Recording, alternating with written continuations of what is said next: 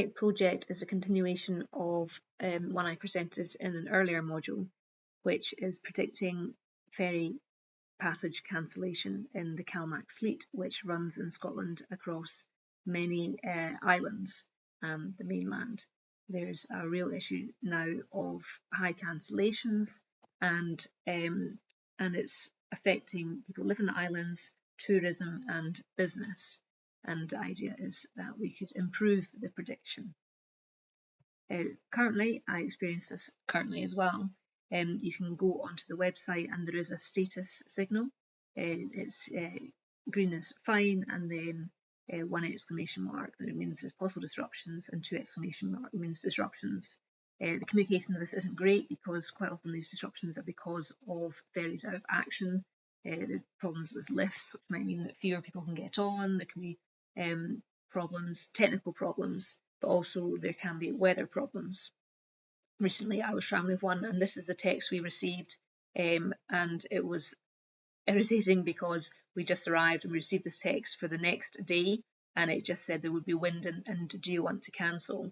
And if you actually looked at the forecast, there wasn't high wind forecast, so it was really frustrating because it meant the entire weekend you were worried about whether you could get off the next day, and it reduced trust in the ferry service. And the next day there was no wind, and the ferry ran fine, but actually was late because there's a plumbing issue.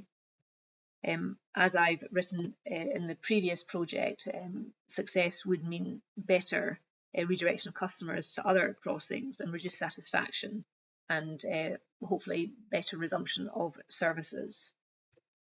So therefore, just now there are different update options that are already available for customers. They can go to the service status pages or other social media, and they can also get a service status app or get notifications.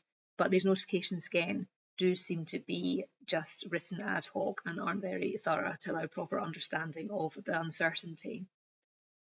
Therefore, I think the better thing to do would be to have a much clearer for understanding of understanding what was going on.